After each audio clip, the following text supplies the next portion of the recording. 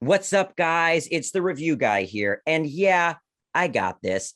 So I'm here with a newly launched podcast that I'm calling Movie Talk. Why? Because I love movies and you guys love seeing me talk about movies. That is clear. And I'm joined by the wonderful Samantha today, who also loves movies. Hi, Mark. Thank you for having me. Thanks for being here. So, our first segment is called New to Streaming, and it's where we talk about what we watched this week that's new to streaming. So I really like Well, the I will be going first, and I finished Loki this week on Disney Plus, and it would be an understatement to say it blew my fucking mind. Okay, with the appearance of Jonathan Majors as He Who Remains, Marvel is clearly setting up a wallop of a Phase 4 that I, for one, am here for. Sam. great. So I was super stoked to see Belladonna of Sadness hit the Criterion channel, my Mm. streaming app of choice. And this movie has always enchanted me. It's a masterpiece from Ichi Yamamoto that follows a young woman on a path of revenge that leads her to make an unholy pact with the devil himself. Yeah.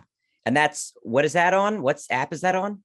So that's actually available on the Criterion. So next up is an oldie but a goodie, which would be us discussing previously undiscovered gems that have gone unfound in our knowledge gaps over the years. So for me, Thor 2 Dark World is the oldie that I revisited. Now, when I saw this in theaters, I fucking hated it.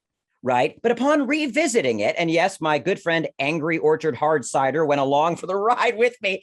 I actually loved it. I mean, its tone is a bit bleak and it's a little self-serious, but let me just say it's another knock out of the park for the MCU. Sam. So I hate to admit it, but I had Oh, never. and Thor 2 is on Disney Plus. Sorry, I should say that. Right. So I hate to admit it, but I had never seen Godard's Two or Three Things I Know About Her, even though neo noir is one of my favorite subgenres. And Godard, Fucking fuck. what's that? Nothing. And so where can people find that movie? Oh, it's on the Criterion channel. Criterion Channel, right? Got it. Okay, well, the next segment is going to be where we discuss what we're going to see this weekend in theaters. I'll go first. Yeah, okay, sure. I'm really excited to see Titan from Julia de Crenel. It's a French film that just won the Palme d'Or at Cannes about a woman who is impregnated by a car. Whoa. I'm sorry, Mark. Are you okay? Yeah, are you gonna ask me what I'm gonna watch this weekend? Sure. What are you going to watch this weekend, Mark? Black Widow for the third time, followed up by a screening of the new Suicide, the remake reboot of the second Suicide Squad. And then on Sunday, a glorious matinee of The Jungle Cruise starring Dwayne the motherfucking Rock Johnson. Cool. Yeah, is it cool? Is it cool? Sure. Are we cool, Mark? I mean, I think so, but I also invited you on my show to talk about movies.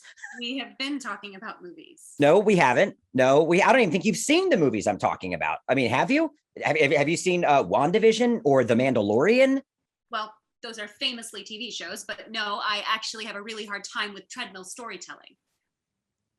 I'm sorry, with what? You know, when a story kind of, just stays in one place over the course of many, many hours. Sometimes it's a necessary tactic to stretch budget. Other times it's due to a lack of creative risk taking, which might be a corporate mandate, honestly.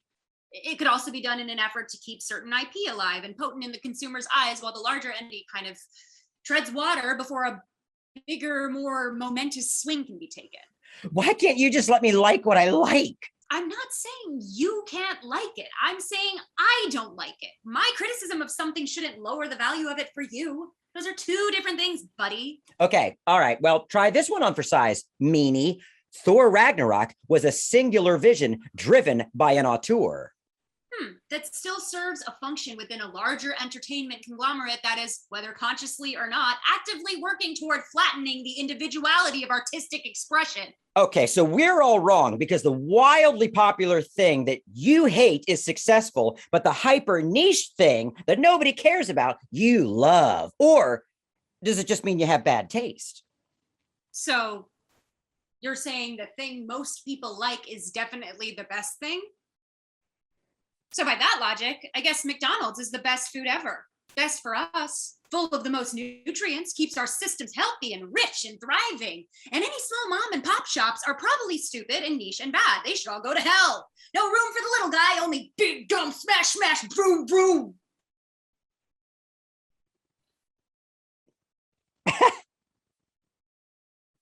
I mean, you said it, not me. I want to thank my guest, Samantha, for joining me today. Sam, where can people find you on social media? I am at Sean Baker Fan 97 on all platforms. And me, your boy Mark, is on Twitter at I Love Everything and on Instagram at Nostalgia Triggers RBay. Signing off.